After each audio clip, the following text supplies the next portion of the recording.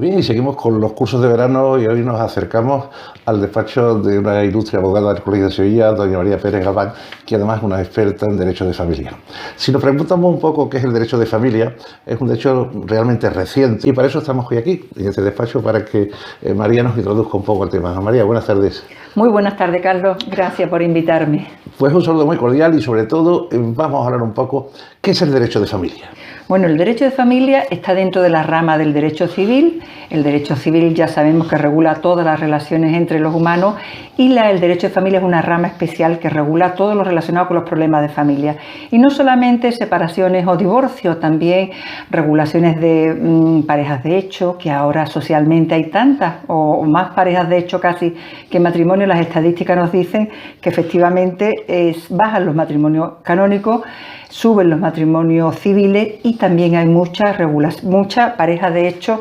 regulada porque esté inscrita en el registro o no, pero que conviven y acaban teniendo el problema. Entonces, todo lo que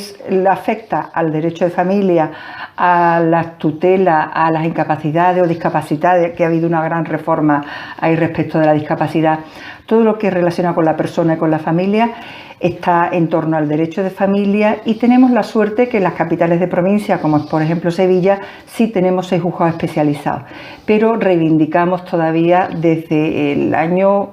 hace ya 41 años que tenemos ley de divorcio en España y desde que salió la ley de divorcio venimos diciendo que no podemos ser ciudadanos de primera y de segunda según que vivamos en una localidad donde no haya juez especialista, ni equipos psicosociales, ni fiscales, por tanto. Entonces, hay mucho por hacer. Se ha avanzado mucho porque la sociedad ha avanzado y nos ha empujado a que todos vayamos actualizándonos a la realidad social, pero falta todavía mucho por hacer. Había que hablar un poco de que la parte, digamos, de la justicia alberga la posibilidad de la mediación en la actualidad, es decir, el sentido común aplicado a lo que ocurre para que ambos, tanto el contratante como el demandado, lleguen a un acuerdo bajo unas premisas que le imponen los abogados y que en este lado pues que es un consejero, digamos, dentro de la familia para que acuerden cosas que muchas veces proceden de odios, de rencillas internas y que después al final se enquistan y que la solución es muy fácil pero ellos son capaces de verla, ¿no? Sí. Es que del amor al odio, Carlos, curiosamente hay nada, un tramo, parece mentira y muchas veces en los coloquios, las conferencias, las charlas que hacemos tanto en el Colegio de Abogados de Sevilla, que se ha creado la sección de familia desde hace ya 1 año y medio, el nuevo decano, Óscar Cisneros, nos invitó a varios abogados que saben que tenemos sensibilidad con el derecho de familia y se ha creado esta sección para seguir haciendo una de las obligaciones base del Colegio de Abogados, que es seguir formando gratuitamente a todos los abogados en las distintas ramas del derecho. Pues bien, como bien dice, es muy importante que el abogado de familia sea especialista, que sepa la materia que está tratando, por supuesto, y esto en medicina, por ejemplo, lo vemos muy claro. A nadie se nos ocurre ir a un oculista para que nos opere de la rodilla o a un cardiólogo a que nos opere de un problema de la vista. Pero en derecho todavía el ciudadano medio cuando tiene un problema de familia recurre al gestor, al que le lleva los papeles, al vecino, al amigo y no invierte en un buen asesoramiento que no necesariamente tiene por qué ser caro. Hay muy buenos compañeros que prestan servicio en justicia gratuita en el Colegio de Abogados y la idea es que sean especialistas, que estén al tanto de la materia porque evoluciona mucho más la realidad social que las propias leyes. Y lo que dices de la mediación, yo soy partidaria de la mediación, pero el mejor mediador, para mi gusto, es un buen abogado de familia. Porque un mediador, como se está hablando ahora que se hacen cursos de mediación muy light para asistentes sociales, para psicólogos, y es verdad que el abogado de familia tenemos que tener sensibilidad, conocimiento jurídico y también conocimiento humano de la realidad, del dolor, del duelo, del llanto. Tener empatía con el cliente y con la otra parte es muy importante, ponernos en los zapatos de la otra parte para entender el problema y entiendo que el mejor acuerdo se lleva cada uno con su abogado especialista. La ley nos permite que con un solo abogado y un solo procurador se pueda tramitar un asunto de familia, un divorcio, una modificación, una incapacidad, Pero lo importante es que ese abogado tenga formación, vocación y sensibilidad, que no se haga cómplice del problema del cliente, porque entonces pierde objetividad. Hay que ponerle distancia. Y sí que la mediación va muy bien, y sí que soy partidaria, y ya hablo ya no solamente a título personal, sino como vicepresidenta de la Asociación Española de Abogados de Familia. Lo decimos, el mejor mediador, un buen abogado de familia, porque en una mediación de un divorcio, por ejemplo, de una modificación de medida, no solamente estamos hablando de la vivienda o de los hijos o de la custodia, se están tratando otros temas también muy importantes, como son pensiones de alimentos, pensiones compensatorias, indemnización en su caso, si el régimen matrimonial era de separación de bienes. En fin, son muchas fichas las que hay que mover y las que hay que componer para que el acuerdo llegue a término. Que duda cabe que sabemos que una buena negociación es donde las dos partes negocian, donde las dos partes ceden y donde las dos partes llegan al mejor acuerdo posible y evitan que el juez tenga que dictar una sentencia que, por regla general, Carlos, si la sentencia le gusta a una parte, no le gusta a la otra. Acaba en recurso, los recursos están tardando mucho porque hay mucho trabajo en derecho de familia y faltan medios humanos, faltan medios técnicos, falta personal, falta fiscales especializados y, en definitiva, sí que la mediación está bien. Y yo pienso que la mediación funciona más para esos temas ya muy enquistados, terminado el proceso, pero queda enquistamiento porque el padre le ha hablado mal a la madre, al niño de la madre o viceversa. Y eso duelo, esos que estamos viendo desgraciadamente ahora tanto en los juzgados, ese tramo de edad de los 14 a los 18 años, adolescentes que se han criado en su infancia en un ambiente no agradable, donde ha habido odio, donde ha habido rabia, donde ha habido incumplimiento, donde ha habido, ya no digo violencia de género, pero violencia psicológica y maltrato también psicológico en un divorcio mal tramitado, mal gestionado, que se enquista el problema y al final, desgraciadamente, los hijos son las víctimas inocentes y estamos viendo este problema. Ahí sí que veo yo ese hijo que no quiere hablar con el padre o esa hija que no quiere ver a la madre. La mediación sí sería interesante para que ese mediador, ayudado de psicólogo y de expertos, pueda desenquistar ese problema y buscar soluciones, porque un juez, por mucho que quiera dar una resolución, nunca contenta a todas las partes en derecho de familia. Estamos hablando de sentimientos. María,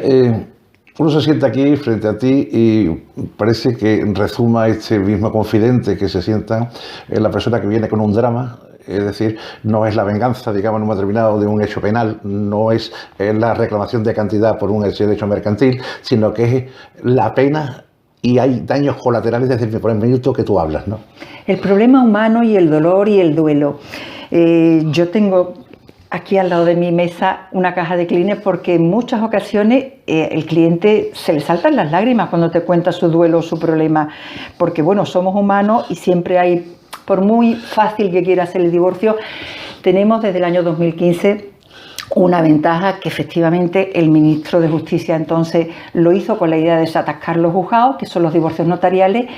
y yo he observado que por mucho los divorcios se pueden tramitar en notaría, como sabes,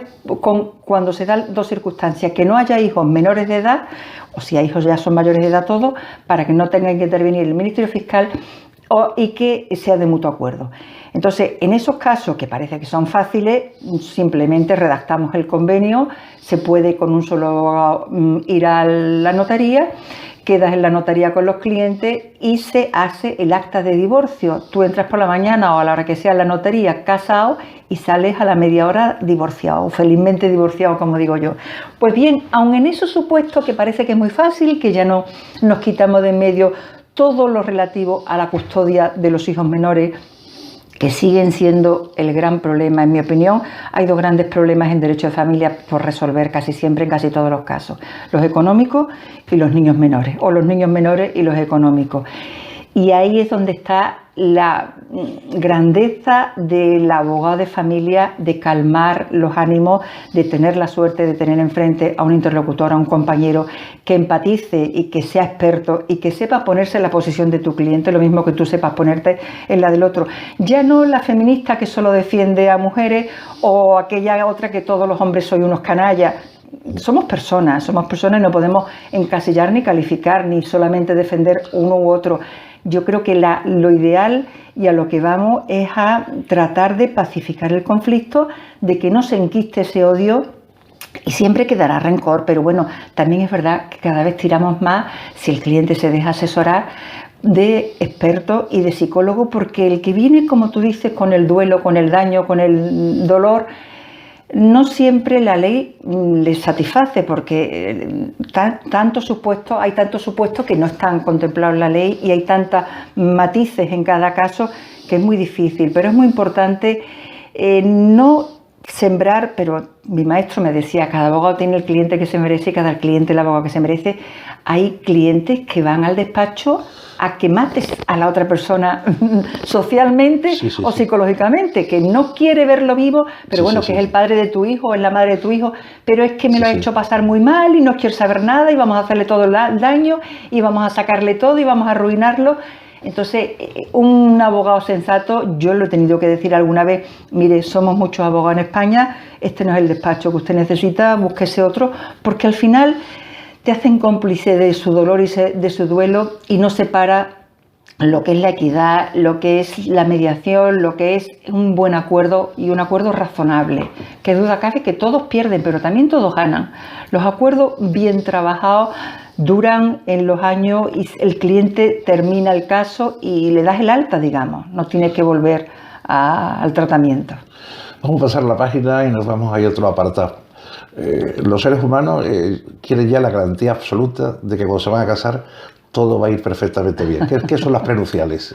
Esto, hay muy poca cultura en Andalucía todavía y ahora precisamente esta tarde había quedado yo con un chico joven que se casa ahora ya 1 de septiembre y parece que está calando el que cuando nos vamos a casar preparamos la música, preparamos el fotógrafo, preparamos el traje, los padrinos, el menú, la prueba del menú, bueno, aparte del dineral que te gastas, la cantidad de puntadas y a casi nadie se le ocurre decir voy a pedir una consulta con un abogado de familia para que los dos de la mano, que es lo ideal, que vengan los dos,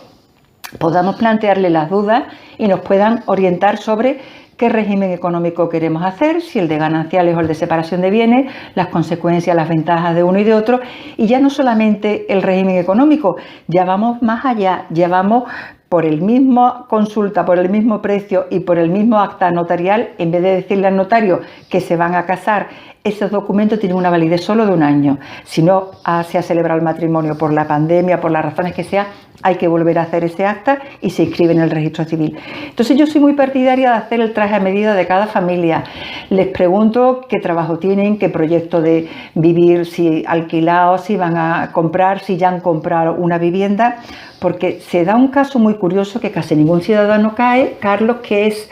tú compras una vivienda, casi todo hoy en día con hipoteca, compras una vivienda soltero, te casas y si no pactas separación de bienes, todos los pagos de la hipoteca que has hecho durante el matrimonio, haya durado 2 años, haya durado 10 o 20, son a fondo perdido. A fondo perdido no, tienes que repartirlo con la otra parte. La otra parte no ha puesto ni un céntimo y tiene, además, si es la vivienda familiar, un privilegio especial en el Código Civil, que es que la otra parte es dueña de un porcentaje del valor de esa casa. De un 68, ya depende de los números. Y hay clientes que vienen confundidos pensando cuando se le abre la ficha en la primera consulta y se le pregunta el domicilio familiar, no, pero la vivienda sin problema, la vivienda es mía, la compré soltero, estoy casado en gananciales y la vivienda la he pagado yo. Pues parte de esa vivienda la va a tener usted que liquidar. Entonces hay muy poca información y hay pudor todavía, lo mismo que hay pudor en hacer testamento, hay un yuyu de que parece que es que si haces testamento te vas a morir y todos nos morimos, la vida es así, todo es ley de vida. Pero jóvenes cada vez más, sobre todo cuando han visto en el entorno familiar, que casi todos tenemos ya en nuestro entorno alguna separación, algún divorcio, alguna pareja que no se ha llegado a casar, pero al final ha tenido el problema de que rompen, que la crisis, que los hijos, que la custodia, que la hipoteca, que la vivienda. Entonces, si todo eso se deja previsto y es verdad que no podemos meter la vida en un compartimento estanco, no podemos prever qué va a pasar de aquí a 30 años. Pero sí yo les hago reflexiones como que una de las consultas muy curiosas que me vino, un señor viudo y una señora divorciada. Esa señora tenía en el convenio de su divorcio una pensión compensatoria de su antiguo marido, la compensatoria típica de cuando salió la ley. madre de familia que se había dedicado durante 30 años a criar a los hijos, a cuidar de la casa, a cuidar de la familia, que es un trabajo durísimo y muy importante en la familia y no está pagado, pues tenía su pensión. Y una de las razones por las que se pierde la pensión compensatoria es porque te vuelves a casar. Entonces ahí lo razonamos y él lo entendió, que ella perdía 900 euros mensuales si se casaba con él. Entonces yo les propuse hacer un pacto donde, en el supuesto de que este matrimonio se rompiera, como ya ella no podría reactivar aquella pensión porque está extinguida, que le compensara de alguna forma. Es decir, que la cuestión es hablarlo y hablarlo lo mismo que si yo contigo mañana quiero hacer un negocio, montar una sociedad, hablamos quién pone el local, qué sueldo se va a tener, quién va a cotizar o qué participación. Hay que hablarlo porque no deja de ser un negocio jurídico el derecho de familia, donde hay, además del sentimiento, otros intereses. Y muchas veces vemos en los despachos que, más que el desencanto de la infidelidad, que en los primeros años era la primera causa de divorcio, la infidelidad, ahora es el desencanto o el desencuentro o el proyecto de vida que no lo han organizado. Bueno, yo dejo mi carrera y voy a pedir excedencia porque me voy a dedicar a los hijos, pero después, si tú me fallas y te vas de mi vida, ¿quién me compensa a mí ese desequilibrio, por ejemplo? Entonces todo eso entiendo que no es que hay que ponérselo muy negro, pero un poquito como el médico de familia que dice: hágase usted una revisión anual y a ver cómo va la cosa. Oye, si uno lee algo de los artículos muchos que hay de las prenupciales, dice que afecta a los futuros cónyuges, pero no a los hijos apartados, ahí no entra ese prenupcial. Pero ¿hasta qué punto el egoísmo del ser humano quiere garantizarse no solamente el patrimonio, sino la felicidad también dentro de ese prenupcial? Yo, aunque, Carlos, es verdad que hay una parte del derecho de familia que todo lo que afecta a hijos menores no es derecho dispositivo. Los padres no pueden decir renuncio a pensión de alimentos o renuncio a ver a mis hijos, renuncio a la patria potestad. Todo esto lo tiene que supervisar un juez siempre. Y por mucho que sepamos esto, también les advertimos a los clientes, y yo lo he hecho, que para el supuesto de que tengan hijos, hoy, la voluntad de ellos hoy, y cada vez más se está valorando en derecho de familia la voluntad de las partes, plasmada ante un notario y asesorada, por supuesto, en muchas cosas, en eutanasia, en voluntades anticipadas, que les llaman ahora dejar previsto que el día de mañana, si tengo un infarto cerebral, si tengo un problema, qué quiero que hagan con mi patrimonio, con mi vida, si nombro tutor, si previsión de futuro, para que los jueces tengan una idea a la hora de tener que nombrar una persona que cuide o que regule a esta persona, saber cuál era la voluntad en ese momento. Pues yo soy muy atrevida y lo hablo con mis notarios, con los que trabajo, y metemos pactos en previsión de ruptura relativo también a los hijos, que para el supuesto de que rompan y haya hijos, la voluntad es que, salvo que haya un problema gordo de droga, de alcohol, de maltrato, la voluntad será que los dos se comprometen a seguir educando y siendo corresponsables de la vida de esos niños. Es decir, que esos pactos están admitidos. Distinto es que al cabo de los 10 años ese matrimonio se rompa y, por las razones que sea, a la vista de las circunstancias, que hay que analizar siempre cada caso concreto, no se pueda llevar a cabo ese pacto, pero por lo menos dejar las previsiones hechas si es bueno. Oye, los prenupciales, sobre todo los anglosajones, que es de hecho un poco distinto al nuestro, ya fiscalizan que hasta los mismos cónyuges se exigen el amor continuo y la fidelidad. Y la fidelidad. Sí. O sea, hemos tenido en prensa el pacto de fidelidad o el pacto de tenemos que hacer el amor no sé cuántas veces. Sí. Ya esto me parece un poquito frívolo y un poquito de lo que son ellos, claro, de su forma de vida. Sí. Pero sí que, por ejemplo, yo tuve un pacto muy curioso donde él era un viajero incansable, ya se casó maduro, ella una chica joven, cada uno tenía su salario, y él decía, bueno, yo afrontaré este gasto, yo aportaré vivienda, la otra parte aportará, y me pidió una cosa que el notario la admitió y está recogida, que le prometiera, o que se comprometiera, mejor dicho, ella, a no ponerle pega a que 2 veces al año se tendría que seguir yendo de viaje a su viaje que hacía a la vuelta al mundo, porque muchas veces es verdad que nos casamos enamorados pensando, bueno, pero ese defecto que le vemos, de esa afición o tal, se lo vamos a hacer cambiar. Somos tan necios algunas veces que queremos hacer cambiar a las personas. Y él decía, a ver, que no te lleves a engaño, yo soy así, me quieres y me aceptas así, y me pidió que se quedara regulado, que yo le preguntaba, no, yo no le voy a poner pega. Decía, bueno, no me va a poner pega hoy, pero que se quede escrito y que se quede regulado para que mañana no me salga diciendo, es que yo creí, es que yo te pedí, es que yo Creo que es una prueba de amor, ¿no? De decir, oye, totalmente, que yo no quiero perderte porque yo me vaya de viaje, claro, pues yo sé, de hacer una jornada de golf, ¿no? Has dado con la clave, Carlos, porque algunas veces han venido jóvenes antes de casarse a informarse y vienen con las madres o con los padres, mayoritariamente con las madres, sí. Con las madres que somos tan suegras y tan queremos organizar la vida. Y hay madres que vienen como ofendidas, hay que verlo, tenemos ya todo preparado, el banquete, el traje, y ahora el padre de él nos ha dicho la semana pasada en una cena que tuvimos para organizar todo, que pone como condición que tienen que firmar separación de bienes. Y a mí eso me parece que es una falta de confianza. Entonces hay que parar y decir, bueno, ¿cómo que falta de confianza? ¿Su hija se casa porque lo quiere, o se casa por interés, o se casa por dinero, o se casa porque si se quieren y se llevan bien, no hay ningún problema, son adultos, son mayores de edad, saben lo que quieren y ahí está la libertad de pacto. Todos los pactos que no vaya contra ley, el juez lo debe tener en cuenta. El de la frivolidad que tú me contaste antes, de pactos que dependen ya no solamente de tu voluntad, sino de terceras personas o de tercero ajeno, el pacto de fidelidad, me parece que no, porque para eso está ya la sanción del divorcio, que aunque ya, como sabes, no hay causa, no es divorcio causal, hasta ahora teníamos que alegar y probar conducta injuriosa vejatoria, malos tratos, alcoholemia, toxicomanía, infidelidad. Ya el único requisito es llevar 3 meses casados y dan directamente el divorcio. Oye, y en el convenio regulador postnupcial, ¿qué se plantea? Normalmente un buen convenio regulador es la base y la estructura del futuro de todo divorcio o de toda crisis de pareja que, aunque no se haya casado, tenga que regular. Por regla general, el más básico es donde haya que regular nada, no hay que repartir vivienda ni hay que hablar de hijos, pero sí hay que regular que cesa la convivencia, que renuncian a determinados derechos que puedan tener de pensión o de indemnización por el régimen de separación de bienes. En fin, eso con el asesoramiento y el traje a la medida de cada familia, se prepara el documento, se lleva al juzgado, o si no hay hijos menores, en notaría se puede hacer perfectamente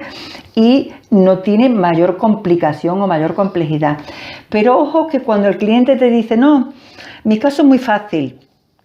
hay que ponerlo en cuarentena porque siempre hay una peculiaridad distinta que hay que analizarla. Y por regla general hay que regular fundamentalmente el uso de la vivienda familiar, sea privativo, sea ganancial, sea alquilado, sea de los suegros, el uso en caso de desacuerdo.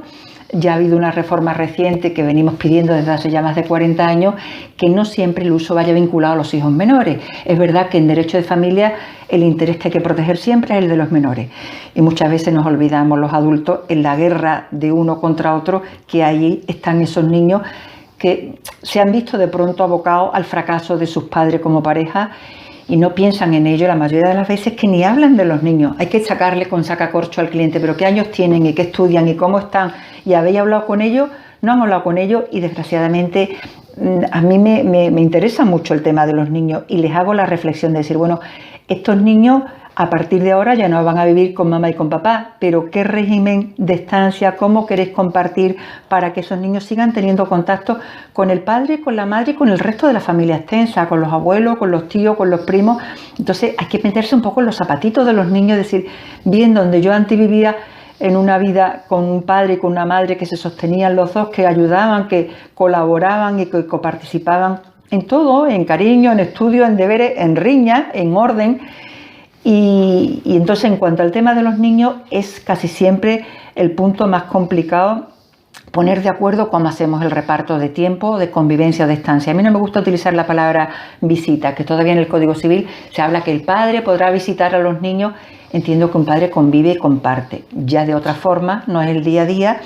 pero en mi opinión es lo más duro para negociar y para acercar posturas en todo divorcio cuando hay hijos menores de edad. Cuando hay hijos menores de edad es muy difícil contentar porque casi todas las madres no quieren desprenderse del día a día de los niños, y ya cada vez más los padres, sobre todo en la generación, Carlos,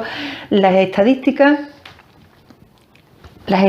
nos dicen ahora que la mayor parte de los divorcios se está dando en la banda entre los 40 42 años a los 50. En esa banda, socialmente, casi todos hoy trabajan los dos.